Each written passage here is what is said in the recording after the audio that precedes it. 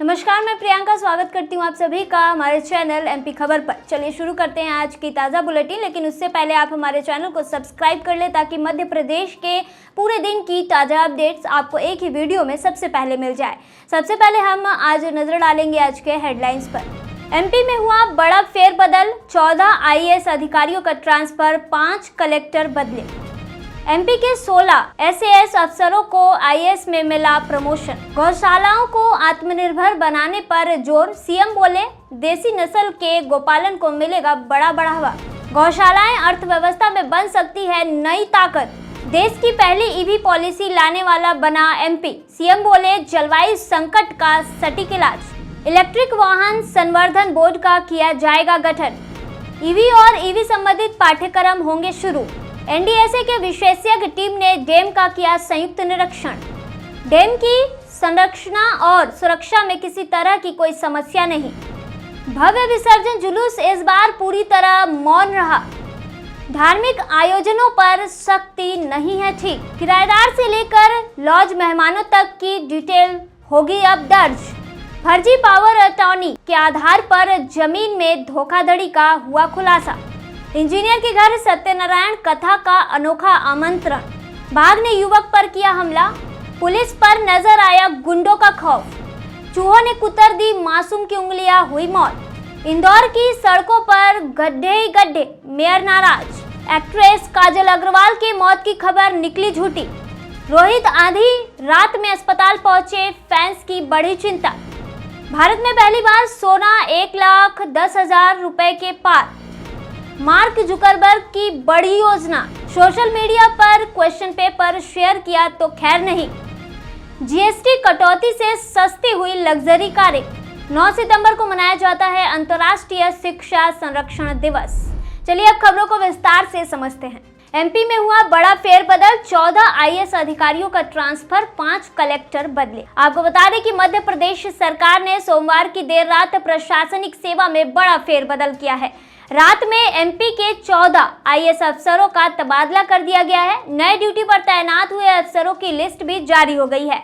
आपको बता दें कि इससे कुछ ही घंटे पहले 20 आईपीएस अफसरों के तबादले किए गए थे।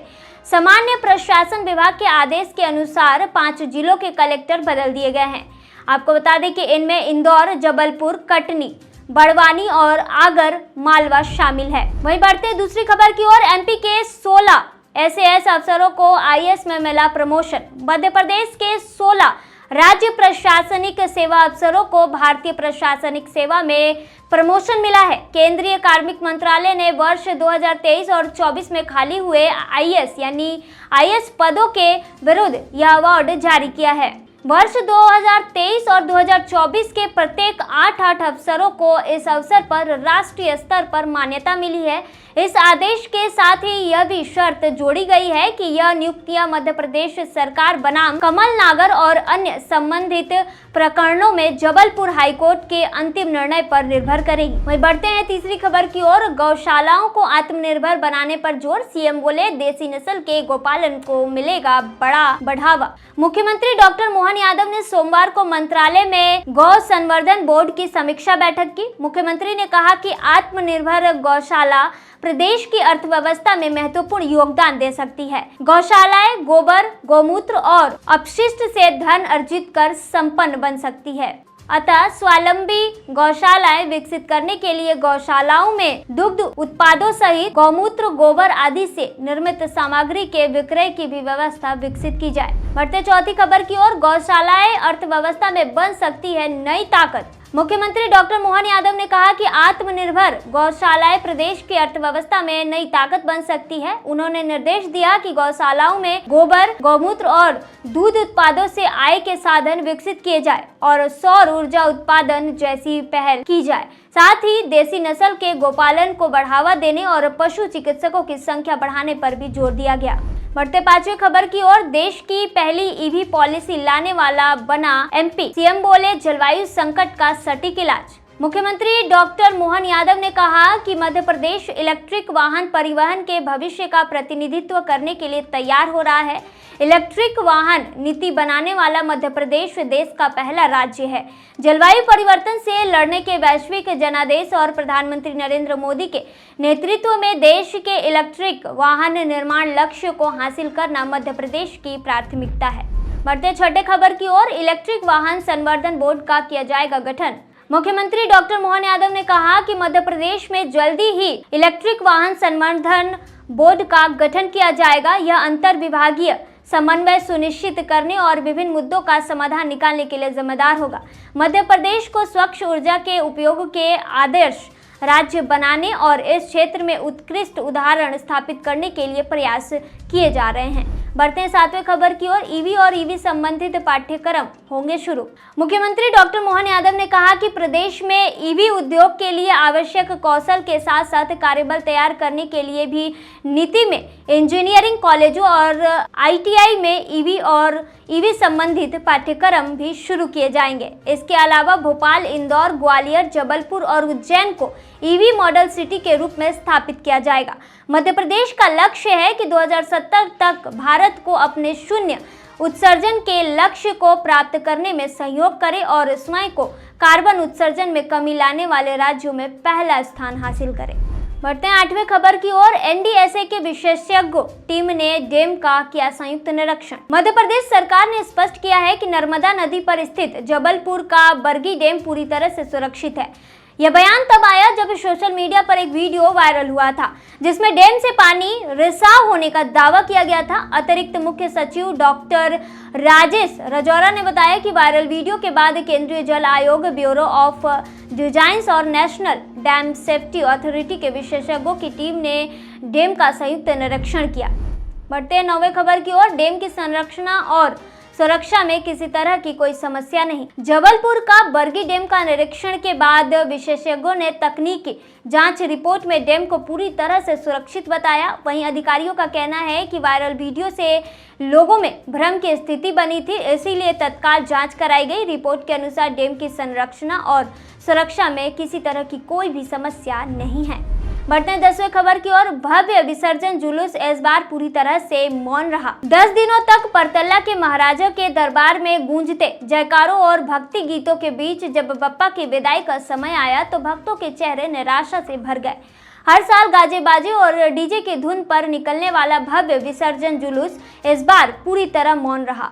आपको बता दें कि दोपहर 3:30 बजे प्रतिमा स्थापना स्थल से प्रारंभ हुआ चला समारोह देर शाम छोटा तालाब पहुंचा। इस दौरान सैकड़ों भक्त हाथों में मौन विसर्जन लिए होर्डिंग थामे प्रशासन के डीजे प्रतिबंध का विरोध करते हुए नजर आए। बढ़ते हैं 11वें खबर की ओर, धार्मिक आयोजनों में सख्ती नहीं है ठीक। परतल्ला के महाराजा समिति के अध्यक्ष उमेश चौहान ने बताया कि समिति ने नागपुर से डीजे साउंड सिस्टम और बैंड बाजे की बुकिंग की थी, जिसकी एडवांस राशि भी भेजी जा चुकी थी, लेकिन प्रशासन ने अंतिम समय पर अनुमति नहीं दी।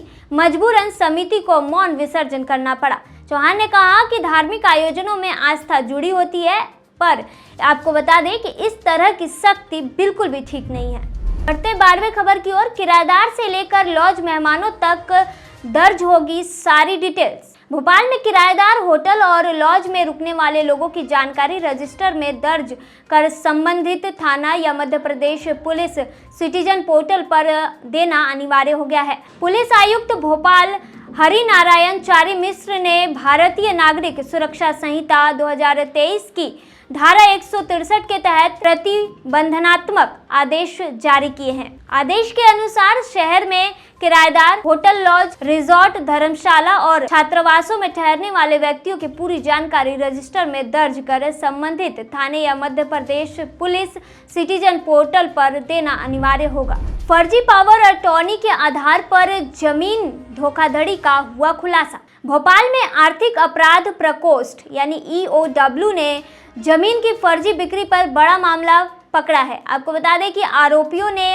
असली मालिक की जानकारी के बिना फर्जी मुख्तारनामा यानी पावर ऑफ अटॉर्नी बनवा कर जमीन बेच डाली। इस जमीन की वास्तविक मालिक मेवल रेबेलो है, जो वर्तमान में गोवा में निवासरत है। शिकायतकर्ता पीएम के भारद्वाज की रिपोर्ट पर हुई जांच में सामने आया कि आरोपी राहुल शर्मा ने मेवल रेबेलो के नाम से फर्जी पावर ऑफ अटॉर्नी तैयार कराया था। आरोपी राहुल शर्मा और नीरज पटेल ने आपराधिक षड्यंत्र रचते हुए फर्जी दस्तावेज का उपयोग कर जमीन का नामांतरण करा लिया है। बढ़ते हैं 14वें खबर की ओर। इंजीनियर के घर सत्यनारायण कथा का अनोखा आमंत्रण। मेहमानों को आमंत्रित करने के लिए आमतौर पर पत्र, ईमेल या सोशल मीडिया का इस्तेमाल किया जाता है, लेकिन मध्य प्रदेश के एक वरिष्ठ इंजीनियर ने अपने घर पर होने वाली सत्यनारायण भगवान की कथा और प्रसादी से लेकर अपने अधीनस्थ अधिकारियों और कर्मचारियों को सीधे नोटशीट लिखकर आमंत्रित किया। इसकी जानकारी विभाग में तेजी से फैल गई और चर्चा का विषय बन गया। बाघ ने युवक पर किया हमला, इलाज जारी। मध्य प्रदेश के छिंदवाड़ा जिले के पेंच नेशनल पार्क के बफर जोन के अंतर्गत कुमड़ी घाट गांव में एक बाघ ने युवक पर हमला कर दिया। करीब 10 मिनट तक युवक और बाघ के बीच संघर्ष होता रहा। इसके बाद बुरी तरह वह घायल होकर लहूलुहान हो गया। गंभीर हालत में उसे अस्पताल में भर्ती कराया गया, जहां उसका इलाज फिलहाल जारी है। बढ़ते हैं 15वें खबर की ओर। पुलिस पर नजर आया गुंडों का खौफ। इंदौर के फूटीकोड़ी चौराहे पर सोमवार मंगलवार दरमियानी रात करीब 1 बजे तेज रफ्तार स्कूटर पर सवार 3 युवकों ने चेकिंग के दौरान द्वारकापुरी थाने के हेड कांस्टेबल दीनदयाल उर्फ डीडी शर्मा को टक्कर मार दी। आरोपी युवक पुलिस को कई फीट तक घसीटते हुए ले गया। हादसे में पुलिसकर्मी को सिर में गंभीर चोटें लगी और एक फ्रैक्चर भी हुआ है। पुलिस ने तीनों युवकों को हिरासत में लेकर स्कूटर जब्त कर लिया है। आपको बता दें कि उनके खिलाफ ड्रिंक एंड ड्राइव, हत्या के प्रयास और पुलिस पर हमला सहित अन्य धाराओं के तहत केस दर्ज किया गया है। चूहों ने कुतर दी मासूम की उंगलियां, हुई मौत। मध्य प्रदेश के इंदौर के महाराजा यशवंतराव अस्पताल में एक बार फिर चूहों से संबंधित मामले में बड़ी खबर सामने आई है। आपको बता दें कि एक नवजात बच्चे की संदिग्ध हालत में मौत हो गई है, जिसके बाद मामला तूल पकड़ लिया है। आदिवासी संगठन जय आदिवासी युवा शक्ति ने दावा किया है कि अस्पताल की लापरवाही से चूहों ने बच्ची की 4 उंगलियां कुतर दी, जिससे उसकी मौत हो गई। मामले में संगठन ने अस्पताल प्रशासन पर झूठ बोलने और मामले को दबाने का आरोप लगाया है। बढ़ते हैं 18वें खबर की ओर। इंदौर की सड़कों पर गड्ढे ही गड्ढे, मेयर नाराज। इंदौर में अब बारिश का दौर थम चुका है। सोमवार को धूप खिली थी, लेकिन सड़कों पर वाहन चालकों को धूल भी मिली। आपको बता दें कि लगातार 3-4 दिन की बारिश ने सड़कों की हालत खराब कर दी है। बारिश में डामर बह गया है और चूरी ने सड़कों का साथ छोड़ दिया है। आपको बता दें कि अब कई सड़कों पर गड्ढे ही गड्ढे दिखाई पड़ रहे हैं और इस कारण वाहन चालक भी हादसे का शिकार हो रहे हैं। समय पर पेचवर्क नहीं होने से मेयर पुष्यमित्र भार्गव भी नाराज दिखे। उन्होंने लापरवाह अफसरों के खिलाफ प्रमुख सचिव को पत्र लिखने की तैयारी की है। वहीं बढ़ते हैं 19वें खबर की ओर। काजल अग्रवाल के मौत की खबर निकली झूठी। बॉलीवुड और साउथ सिनेमा में एक्टिंग करने वाली एक्ट्रेस काजल अग्रवाल की मौत की खबर ने चारों ओर सनसनी फैला दी है। आपको बता दें कि यह खबर काफी सुर्खियां बटोर रही है। इस खबर से उनके चाहने वाले फैंस को बड़ा सदमा पहुंचा है। कहा जा रहा है कि एक सड़क हादसे में एक्ट्रेस की मौत हो गई। यह खबर सोशल मीडिया पर लगातार आग की तरह फैल रही है। वहीं आपको बता दें कि एक्ट्रेस को जब इसके बारे में पता चला तो उन्होंने सोशल मीडिया पर आकर खुद सच्चाई बताई और इन सभी खबरों को झूठा करार दिया है। वहीं बढ़ते हैं 20वें खबर की ओर। रोहित आधी रात में पहुंचे अस्पताल, फैंस की बढ़ी चिंता। टीम इंडिया के स्टार बल्लेबाज रोहित शर्मा को लेकर एक हैरान कर देने वाली खबर सामने आई है। रोहित शर्मा को आधी रात में एक अस्पताल में देखा गया, जिसके बाद क्रिकेट प्रेमियों के बीच हलचल मच गई है। आपको बता दें, हालांकि न तो रोहित शर्मा और न ही उनके परिवार वालों ने इसका कोई कारण बताया है। इस बीच फैंस यह कहने लगे हैं कि रोहित शर्मा को कुछ भी हो, वह जल्द ठीक हो जाएंगे। भारत में पहली बार सोना 1,10,000 रुपए के पार पहुंचा। वैश्विक बाजारों में तेजी और अमेरिकी डॉलर में कमजोरी के बीच मंगलवार को घरेलू वायदा बाजार में सोने की कीमतें ऐतिहासिक उच्च स्तर पर पहुंच गई है। आपको बता दें कि MCX पर सोना वायदा दिसंबर डिलीवरी के बाद यानी कि 458 रुपए की बढ़त के साथ 1,10,047 रुपए प्रति 10 ग्राम के सर्वकालिक उच्च स्तर पर ट्रेंड कर रहा था। इसी तरह आपको बता दें कि अक्टूबर डिलीवरी के लिए सोना वायदा 482 रुपये या फिर